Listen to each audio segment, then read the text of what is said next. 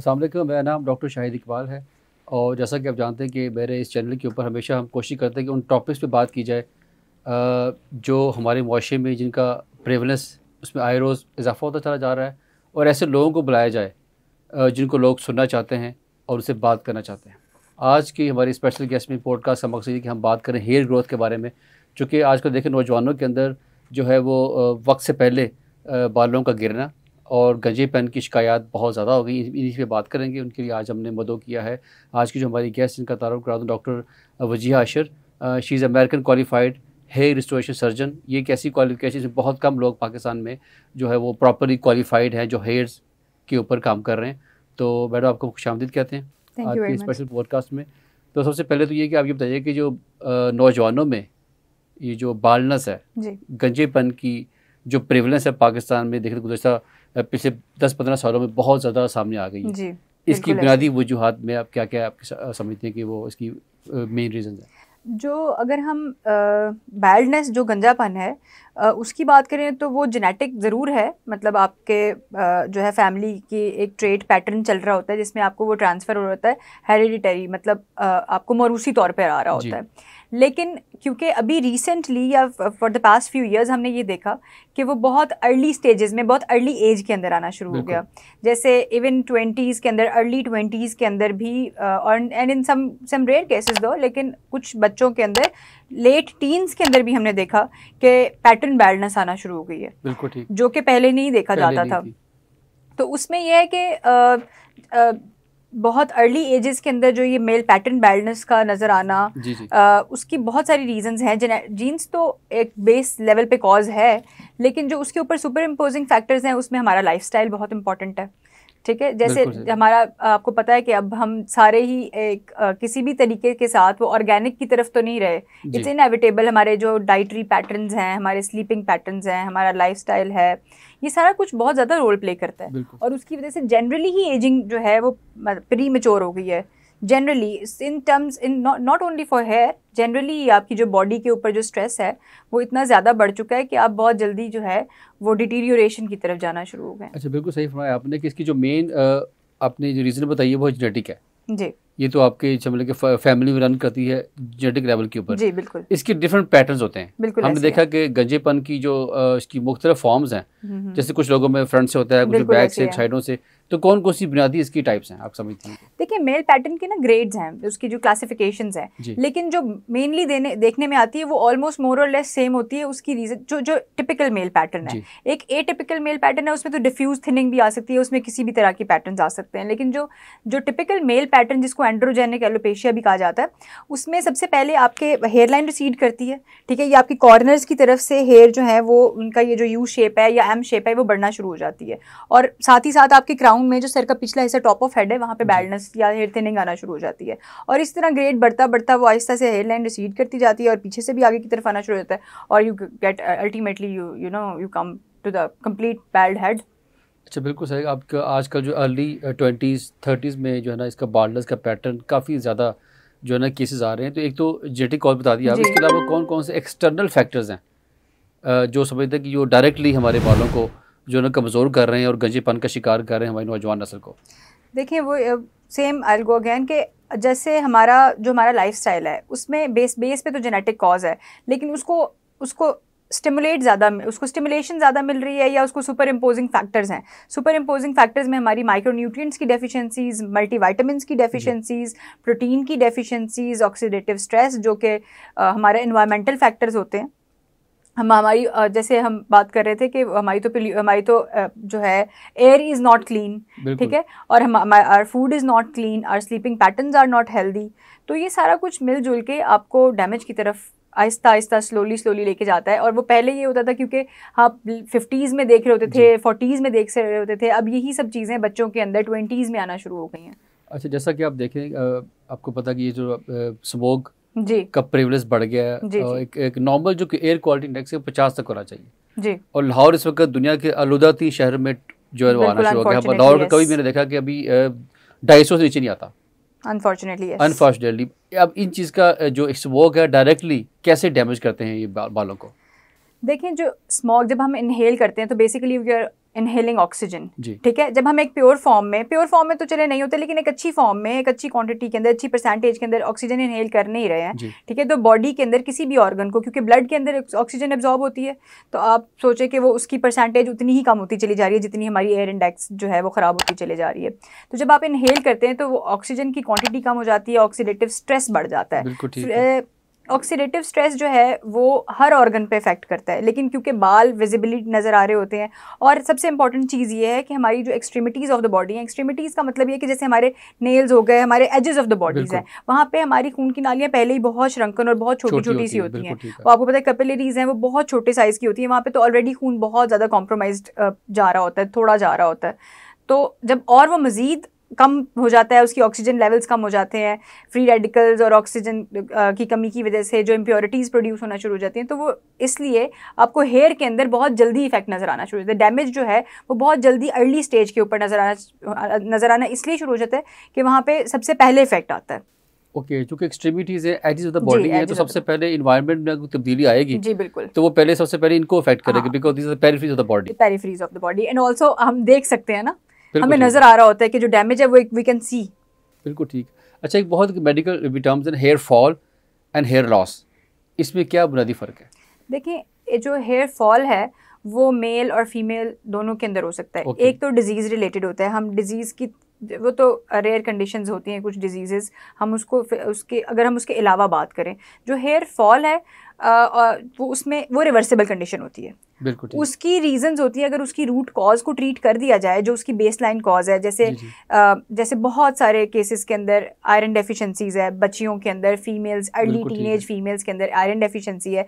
अगर हम iron deficiency को केटर कर लें तो बहुत अच्छे चांसेस होते हैं कि हम इसको हेयर फॉल को रोक सकते हैं और रिवर्स भी कर सकते हैं। Hair fall is reversible, hair loss in certain cases is not reversible. So hair loss जो है it is not reversible. Hair loss in male pattern baldness, जिसके अंदर जेनेटिक कॉज होती है, जो मेनली उसका अल्टीमेटली आप समझ उसके ऊपर हमें हेयर ट्रांसप्लांट की तरफ जाना पड़ता है। वो अगर अर्ली स्टेजेस के ऊपर हम उसको स्लो डाउन ज़रूर कर सकते हैं, जैसे बहुत सारे ट्रीटमेंट्स हैं, PRPs हैं, अभी एक्सोसोम्स है, ठीक है, बहुत सारे ऐसे ट्रीटमेंट्स हैं जिससे हम उसकी स्पीड को स्लो डाउन ज़रूर कर सकते हैं। जैसे नेगेटिव फीडबैक हम उसको देख सकते हैं, ठीक है, जो उसकी वजह से वो एक्सटेंट ऑफ हेयर लॉस जो है वो स्लो डाउन तो हो जाएगी, लेकिन अगर हम ये समझें कि फॉर गुड या फॉर लाइफ अगर हमने वो ट्रीटमेंट करवा लिया और हमारे बाल अब कभी नहीं गिरेंगे, वो पॉसिबल नहीं होता। लेकिन जो हेयर फॉल है, जैसे हम बात कर रहे थे, हेयर फॉल है वो रिवर्सिबल कंडीशन है, जिसमें उसमें मैं आपको बताई थी कि उसमें iron deficiency is very important, उसमें vitamin D deficiency is very important, क्योंकि हमारी almost more than half of population is deficient in vitamin D।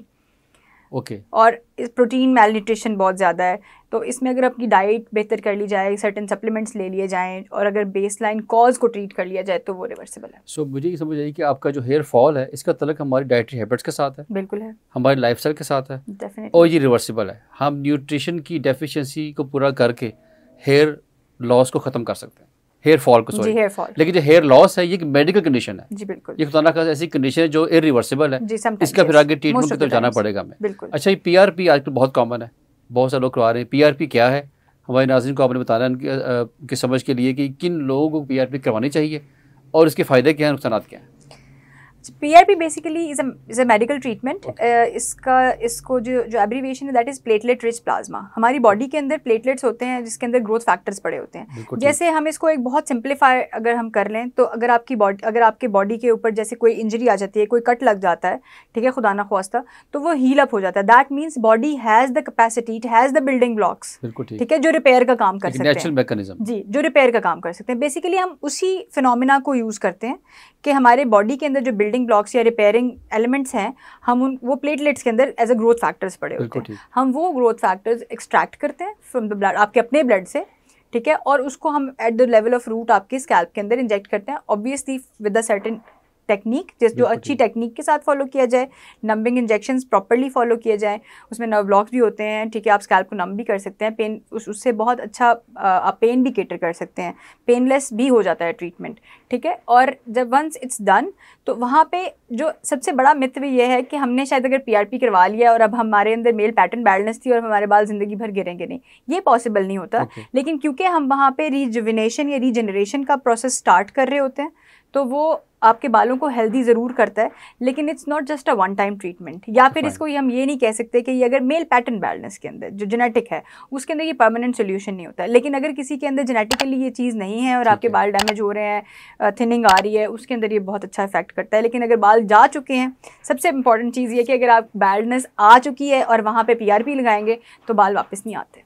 अच्छा, बिल्कुल सही फरमाया आपने। अच्छा, अब ये आजकल मार्केट के अंदर बहुत ज़्यादा हेयर ऑयल्स की जो इंडस्ट्री है वो मशरूम्स की तरह जो है वो ग्रो कर रही है। बिल्कुल ऐसे ही है। और हर जो हेयर ऑयल है, ब्रांड है, उनका दावा है कि दुनिया का ये वाहिद ऑयल है जो आपकी बालों के तमाम मसाइल का हल है। बिल्कुल ऐसे ही है। वो कहते हैं कि ये लगाएं और आप समझते हैं कि ये जो बाल ग्रे हो जाते हैं, वाइट हो जाते हैं, फिर आप कोई ऐसा तेल है कि लगाने से दोबारा वापस आ जाएं? अच्छा, फिर हम वही बात करेंगे दोबारा कि एक तो सबसे पहले सबसे इम्पॉर्टेंट चीज़ ये है कि कोई ऐसा ऑयल नहीं है जो बालों का ग्रे हो जाना या बालों का गिरने के बाद उसको यूज़ करें और वो रिवर्स हो जाए। There is no scientific evidence, इस बारे में कुछ भी ऐसी चीज़ एग्जिस्ट नहीं करती। अगर जो इम्पोर्टेंट चीज़ है वो आपकी कॉज है, ठीक है, जैसे जिंक, आयरन, विटामिन B, ठीक है, ये सब चीज़ें आपके बालों में ग्रे हेयर जो होते हैं, प्री मेच्योर ग्रे हेयर का कॉज बन सकती हैं। अगर हमारी वो चीज़ें पूरी ही नहीं होंगी, हम उसके ऊपर कितने भी ऑयल्स अप्लाई करते रहें, कितने भी टोटके करते रहें, वो आप चीज़ रिवर्स नहीं कर सकते। It's very logical, it's quite logical. So here is basically ये तो एक्सटर्नल सोर्स है जी, तो प्रॉब्लम इंटरनल है। प्रॉब्लम इंटरनल वो डेफिशिएंसी तो आप फिल नहीं कर सकते। हाँ, ऑयल के लगाने से। हाँ जी। So we need to work on. बिल्कुल, ये सिम्टम है जो आपको नजर आ रहा है, ठीक है, डैमेज है किसी वजह से, जिसका एविडेंस है आपका हेयर का ग्रे हो जाना या हेयर का थिन हो जाना, ये उसका एक अल्टीमेट इफेक्ट आ रहा है, ठीक है। दिस इज अ सिम्टम, आपने कॉज को ट्रीट करना है। बिल्कुल ठीक, कॉज को ट्रीट करना है, आपने सिम्टम्स को नहीं। अच्छा, इसमें बहुत सी ऐसी मेडिकल कंडीशंस हैं जो डायरेक्टली आपके बॉल से गिरते हैं। डेफिनेटली। तो आपके लगता है, एक तो हमारे हमने बात कर ली एक्सटर्नल फैक्टर्स की, जी बिल्कुल, तो ऐसी कंडीशंस भी हैं जो वाकई बालों को मुतासर करती है कि आपको किसी और बीमारी से दुचार हैं, उससे आपके बाल खराब हो रहे हैं। उस केस में आपको इसको बहुत सीरियसली ट्रीट करना चाहिए। जैसे थायराइड की एबनॉर्मेलिटीज आ सकती हैं, ठीक है, सर्टेन हार्मोनल इश्यूज होते हैं, ठीक है, फीमेल्स के अंदर हार्मोनल इश्यूज आ सकते हैं, ठीक है। उसके अलावा मेडिकल कंडीशंस में कुछ ऐसी मेडिकल कंडीशंस होती हैं जो ऑटो इम्यून डिसऑर्डर्स होते हैं। ऑटो इम्यून डिसऑर्डर्स को बेसिकली हम इस तरह से डिफाइन कर सकते हैं कि आपके अपनी बॉडी के जो डिफेंस सेल्स हैं वो आपके अपने अगेंस्ट सेल्स के अगेंस्ट या हेयर के सेल्स के अगेंस्ट काम करना शुरू कर दें और उनको डैमेज करना शुरू कर दें। तो वो ऑटो इम्यून डिजीज़ ऐसी हैं जिनकी वजह से अननेचुरली या अनफॉर्चुनेटली हेयर फॉल इस तरह या हेयर लॉस इस तरह से आता है कि उसको that will categorise into a medical condition, ठीक है। उसके लिए हमें प्रॉपर मेडिकल स्पेशलिस्ट को कंसल्ट करके और उसको डिजीज़ को डायग्नोज करके ट्रीट करना चाहिए। जब तक आप अंडरलाइंग कॉज को ठीक नहीं करेंगे वो ठीक नहीं होगा। बिल्कुल ऐसी बात। अच्छा, अब चूंकि आजकल हेयर ट्रांसप्लांट बहुत कॉमन हो गया, बहुत सब लोग इसमें करा रहे हैं, छोटे से लेके बड़े तक सब लोग इसी का जो है वो शिकार हैं, स्पेशली बाल्डनेस का। तो बहुत ज़्यादा उनकी हर एक लाइफ, चूँकि बालों की जो ओवरऑल आपकी पर्सनालिटी के अंदर इंपॉर्टेंस है वो अपनी है। बिल्कुल ऐसे। आप सिर्फ हेयर आपका उसका स्टाइल चेंज करने से आपकी पर्सनालिटी चेंज होती है, और अगर है ही नहीं तो फिर डेफिनेटली वो बहुत ड्रास्टिक चीज आती है इंसानी बॉडी के अंदर। तो हेयर ट्रांसप्लांट एक तो कॉस्मेटिक रीजन है इसकी, कॉस्मेटिक मेडिकल रीजन भी है करवाने की। तो हेयर ट्रांसप्लांट इतना कॉमन है, इसका जो सक्सेस रेट कितना है? देखिए, अब प्रॉपरली जो है ना, अगर हम आपका प्रोसीजर प्रॉपरली परफॉर्म्ड हो, ठीक है, एक्सपर्ट आप प्रॉपर बगैर आप कोएक्स के पास नहीं जा रहे हैं, ठीक है, प्रॉपर सर्जन्स के पास जा रहे हैं जो वेल क्वालिफाइड हैं, वेल एक्सपर्ट हैं, तो it would not be wrong if I would say कि जो ट्रांसप्लांट का सक्सेस रेट है दैट इज़ 100%। ओके, जबरदस्त, 100%। जी, 100% सक्सेस रेट आपने दिखा दी हमारे नौजवानों को। जी बिल्कुल 100%। हमने मतलब ओवर द टाइम मैंने इस चीज़ को एक्सपीरियंस किया है कि जब हम अच्छा हेयर ट्रांसप्लांट करते हैं या लोग अच्छी जगह से अच्छे सर्जन, अगेन क्वालिफाइड सर्जन, ठीक है, जब भी आप अपने हेयर ट्रांसप्लांट की तरफ जाएं आप उसके लिए प्रॉपर रिसर्च करें कि who is the right person, who is behind the knife. ये तो हमेशा से बहुत इंपॉर्टेंट है ना, who is behind the knife. Exactly. तो आपने इसको प्रॉपरली रिसर्च करके जाना है, ठीक है, कि द पर्सन जिसके पास आप जा रहे हैं वो प्रॉपरली क्वालिफाइड है, वो प्रॉपर उसकी एक्सपर्टीज़ प्रॉपर हैं। फिर उसमें फर्दर बहुत ज़्यादा डिटेल्स आ जाती हैं, ठीक है, लेकिन मेनली यही है कि आप अपनी प्रॉपर रिसर्च करें। अच्छा सर्जन अच्छा काम करेगा तो 100% रिजल्ट देगा। बहुत अच्छी बात बताइए हमारे नौजवानों को भी, एक किरण है उनके लिए कि भाई ये जो हेयर ट्रांसप्लांट का जो सक्सेस रेट है वो 100% है। बिल्कुल है। अब ये कि आजकल जो कितने ज़्यादा अवेयरनेस है कि हमारा जो नौजवान जो नस्ल है वो बहुत ज़्यादा उसमें आईटी से रिलेटेड है जी जी, और उन्हें सर्च करने का ये जो है बड़ा बिल्कुल उनको अवेयरनेस है। So what should they type on Google when whom they should consult for hair transplant, who is the right person to do for it? देखिए, अब इसके बारे में तो मैं ये कहूँगी कि जब आप रिसर्च करते हैं किसी भी चीज़ के लिए, जब आप जाने लगते हैं तो आप सबसे पहले देखते हैं कि the person is well qualified और नॉट। ठीक है, हाउ लॉन्ग हैव ही और शी हैज़ बीन प्रैक्टिसिंग, ठीक है, एक्सपीरियंस उनका कितना है, एक्सपर्टीज, फिर उनके रिजल्ट्स, ठीक है, जो आप उनके रिव्यूज़ देख सकते हैं। ठीक है, गूगल रिव्यूज़ अब सब कुछ दिखा देते हैं। ठीक है, गूगल रिव्यूज़ देख सकते हैं, आप उनको विजिट करें। आप जब आप उनके साथ बात करते हैं तभी आपको बहुत चीज़ें क्लियर हो जाती हैं। जो भी आपकी एम्बिग्विटीज़ हैं, कन्फ्यूजन्स हैं, वो आप उनसे क्लियर करें। लेकिन इंपॉर्टेंट चीज़ ये है कि आप डायरेक्टली जाके डॉक्टर्स को मिले ना, प्रॉपर जिस जो the person who is going to perform the surgery, आप उससे मिले तो आपको खुद पता चल जाएगा। अब हमारे यहाँ पे इतना बड़ा प्रॉब्लम ये है कि क्वैक्स इतने ज़्यादा कॉमनली प्रैक्टिस करें क्योंकि because it's a safe surgery. It's a safe surgery, हम इसको इसमें कोई लॉन्ग टर्म खुदा ना ख्वास्ता साइड इफेक्ट्स नहीं आते। ठीक है, अगेन अगर आप प्रॉपर स्टरलाइजेशन प्रोटोकॉल्स, जो भी आपको पता है सर्जरी के प्रोटोकॉल्स को अगर फॉलो करें तो कोई लॉन्ग टर्म कॉम्प्लिकेशंस नहीं आती। तो लेकिन अगर आप क्वैक्स के पास जा रहे हैं, ठीक है, जिनकी people who are not authorised, exactly, जो ऑथराइज नहीं है, जो क्वालिफाइड भी नहीं है। बिल्कुल ठीक। अच्छा, इसमें एक चीज़ की आपने बात की कि प्री एंड पोस्ट, कि जी पहले और बाद में, अक्सर जो कि ये हेयर ट्रांसप्लांट जो पहले की शक्ल और होगी, जब करवा लेंगे और कामयाब होगा तो definitely there will be a big difference, वो नजर भी आएगा। अब ये कि जो हेयर ट्रांसप्लांट का इरादा कर रहे हैं नौजवान, उनको उससे ट्रांसप्लांट से पहले कौन कौन सी एहतियात बरतनी चाहिए? देखिए, ट्रांसप्लांट से पहले सबसे इम्पोर्टेंट होता है हमने उनकी सेफ्टी तो हमने देखनी थी। किसी भी मेडिकल ट्रीटमेंट से पहले आपने, किसी भी सर्जरी से पहले एक मेडिकल सेफ्टी देखनी होती है कि कोई खुदा ना ख्वास्ता कोई ऑन गोइंग मेडिकल इलनेस तो नहीं है, कोई क्रॉनिक मेडिकल कंडीशन तो नहीं है। ठीक है, उसमें उसके अलावा स्मोकिंग इज़ इम्पॉर्टेंट हमारा, जो क्योंकि स्मोकर्स के अंदर या खुदा ना ख्वास्ता कोई डायबिटिक तो नहीं है। ठीक है, control diabetes is not a problem, हम कंट्रोल डायबिटीज़ के अंदर बहुत सेफली प्रोसीजर कर सकते हैं। लेकिन if someone has uncontrolled diabetes तो फिर उसके अंदर प्रोसीजर करना इज़ नॉट सेफ।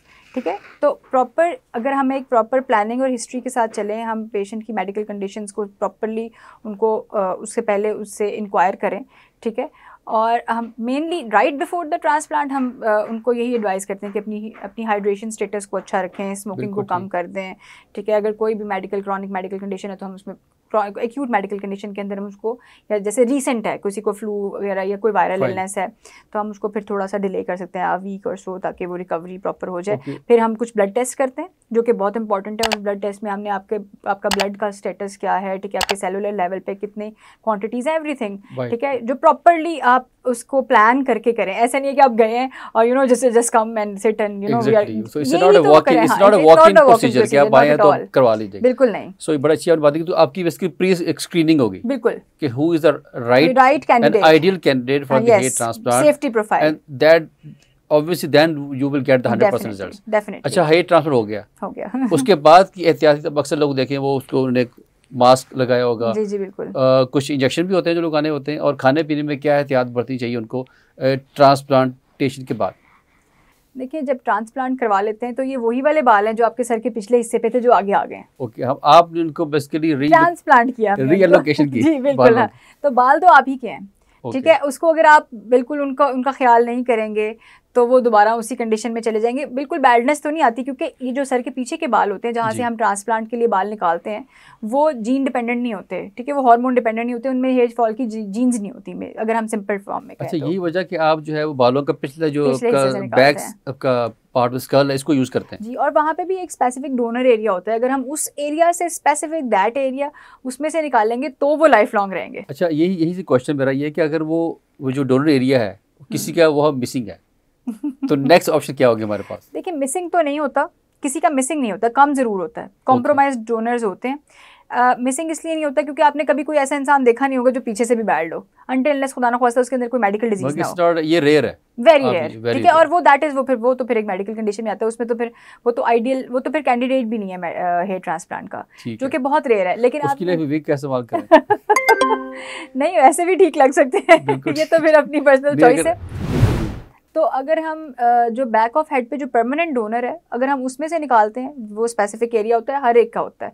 अगर हाँ कम ज़्यादा हो सकता है, किसी का बहुत अच्छा होता है, किसी का थोड़ा सा हेयर डेंसिटी कम है, एरिया की विड्थ कम है, उस केस में फिर हमारे पास बॉडी हेयर की तरफ जा सकते हैं। जैसे हम बेड के हेयर इस्तेमाल कर सकते हैं, ठीक है, वो भी परमानेंट होते हैं। तो उस केस के अंदर फिर हम अदर डोनर एरियाज़ को इस्तेमाल करते हुए हम अपना ट्रांसप्लांट का मकसद कवर, बेसिकली स्कैल्प को कवरेज देने की कोशिश करते हैं जितनी ज़्यादा हो जाए। अच्छा, बिल्कुल ठीक। दूसरी मैंने एक चीज़ क्वेश्चन थी कि नौजवान नस्ल में ना हमारे स्पेशली ये चीज़ बहुत ज़्यादा हेयर डाइज जी का इस्तेमाल हो रहा है। मैं रिसेंटली देख रहा था एक स्टडी, इसमें देखा कि 60% ये जो डाई के अंदर केमिकल्स हैं they are the cause of cancer. बिल्कुल, आपका इस बारे में क्या ख्याल है? बिल्कुल ऐसी है। जितनी भी सब स्टैंडर्ड प्रोडक्ट्स हैं, ठीक है, जो प्रॉपरली अप्रूव नहीं है, उसमें जो आप बॉडी पे अप्लाई करें एब्जॉर्प्शन तो होती है।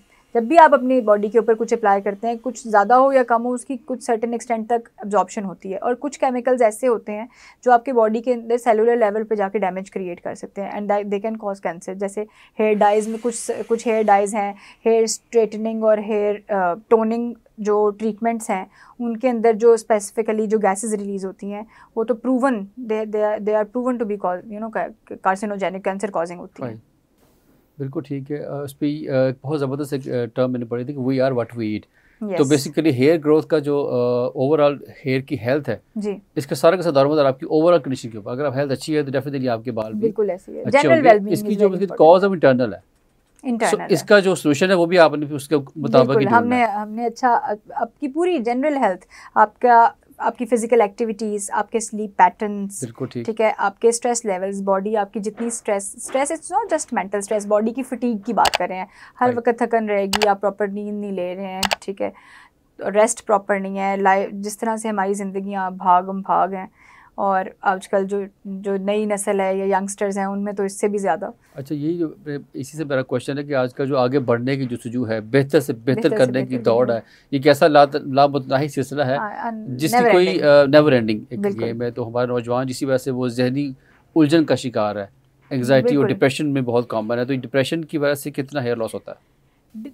देखें, इट्स इंटरलिंक्ड।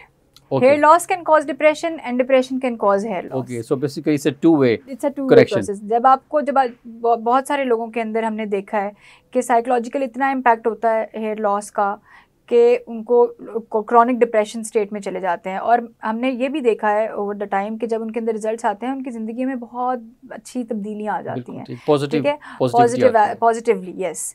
और अगर दूसरी साइड पे देखें जिनके अंदर क्रॉनिक डिप्रेशन या स्ट्रेस चल रहे होते हैं, एक तो स्ट्रेस की वजह से बॉडी के अंदर इफेक्ट्स आ रहे होते हैं, जो हार्मोनल डिस्टर्बेंस होगी, बिल्कुल ऐसे ही है, बिल्कुल stress can damage all organs, ठीक है, क्रॉनिक स्ट्रेस। और दूसरा ये कि जब कुछ मेडिसिन होती हैं, सर्टेन मेडिसिन जो आपकी एंटी डिप्रेसेंट्स हैं, एंटी साइकोटिक्स हैं, वो बहुत लंबे अरसे तक जब आप खाते हैं तो डेफिनेटली उससे भी आप उनमें कुछ ऐसी सर्टेन मेडिसिन हैं जिनके साइड इफ़ेक्ट्स में हेयर फॉल, हेयर लॉस भी है। बिल्कुल ठीक है। डॉक्टर वजीहा अशर ने बहुत ही मुफीद जो है ना वो गुफ्तगू की आई थी कि हमारी नौजवान नस्ल के लिए वैसे वो तमाम लोग जो बाल्डनेस का शिकार है, हेयर फॉल का शिकार है, हेयर लॉस का शिकार हैं, उनके लिए बहुत ज़बरदस्त मालूमाती गुफ्तगू आपने की।